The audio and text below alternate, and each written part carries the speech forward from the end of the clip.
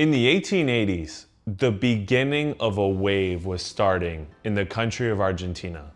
A wave of 4 million Italian immigrants that set foot in this country. These immigrants oftentimes came with nothing, and they didn't speak Spanish. They spoke their regional Italian languages, with very few speaking standard Italian. So upon arrival, for survival, they invented a new form of language called Cocoliche, which lasted for approximately 50 years and then disappeared with the generations. This shaped a lot of the way that modern Argentinians, particularly in the northern and eastern regions of the country, speak. So let's go back to the immigration. There were approximately 4 million people from Italy that immigrated to Argentina. The earlier waves typically were from the north, regions like Genoa and Piemonte. And the second half of this period was much more heavily focused on southern Italy, with regions like Calabria, Campania, and Sicily. So overall, in that period, the Italian immigration to Argentina was super varied.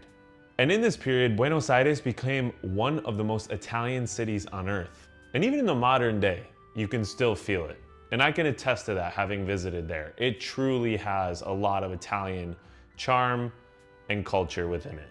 So because of this mix of regionality and all of these different regions converging on a Spanish-speaking country halfway across the world, someone from Sicily could not understand somebody from Piemonte because they were speaking their regional languages and not standard Italian, so they were not mutually intelligible. And coming to this country, Spanish was the language of survival, for bureaucracy, for work, for speaking with your landlord, anything like that. And in the home, a lot of the families kept their regional languages, or dialects, and spoke them to their children. So you're kind of caught between two linguistic worlds, fortunately, both being in the Romance language family, so not extremely far apart. But these immigrants created a path to bridge the two, called Cocoliche. So what is Cocoliche? It's something known as a contact language. It's where Italian or Italian regional languages met Spanish. A lot of times it was Italian grammar and syntax, but using Spanish words, and oftentimes with the more Italian or regional pronunciations. There was really no fixed rules. It was just a language of necessity and a language of immigration. It was initially named after a real character, Francesco Cocoliche, who was a fictional Italian immigrant in a Buenos Aires circus show in the 1890s, who was made fun of for his broken Spanish that was heavily influenced by his Italian background. So the name stuck on this style of language. The rule-bending combination of multiple regional languages, standard Italian, and Argentinian Spanish. But it worked. It helped people get by, it helped people assimilate into the country, and like I said before, it was super helpful that Spanish and the Italian language or Italian regional languages came from Latin. So a lot of the first generation, the immigrants, used this Cocoliche to get by. Their children became, just like in any other country typically of immigration, fluent in the local language, which was Spanish, but could use some of those words to communicate with their parents. But after that, this mixed language was kind of lost. But it didn't get lost completely. It just transformed into something else. It was overtaken by something called Lunfardo. Lunfardo originally started as a Buenos Aires street slang, oftentimes used to be not understandable to figures of authority, whether it be the police or it was a very street-focused language. And within it includes words that were pulled from various languages and specified in Argentina as well, but hundreds of those words come directly from Italian or Italian regional languages. Also in Buenos Aires, Montevideo, Rosario, Córdoba, a lot of the Italian melodic intonation was utilized in everyday speech, which you can still clearly hear today. A lot of people say Argentinians are basically just Italian speaking Spanish because of the intonation being so similar.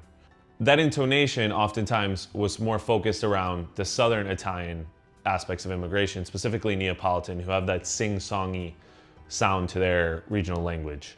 But regardless, that mix of intonation and using dozens, hundreds of words that were pulled directly from Italian or Italian regional languages led to, yes, the extinction of Cocoliche, but the rise of Lunfardo, in which a lot of words are still used from that particular slang in the modern day. For example, laburo means work, comes from the Italian word lavoro, laburar, to work, lavorare, to work in Italian. Mina, referring to a woman or a girl, coming from femmina in Italian.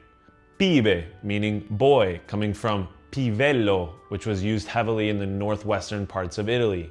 I can go on and on and on of all these different words, but you can easily find them doing just a simple search, because there truly is so many that are used in everyday speech. On top of this, it is said that close to 60% of Argentines have Italian ancestry, which make it the most Italian country in the world by percentage outside of the peninsula. And this effect obviously goes beyond just language, but language has been a huge part and is what kept this country's Italian roots alive.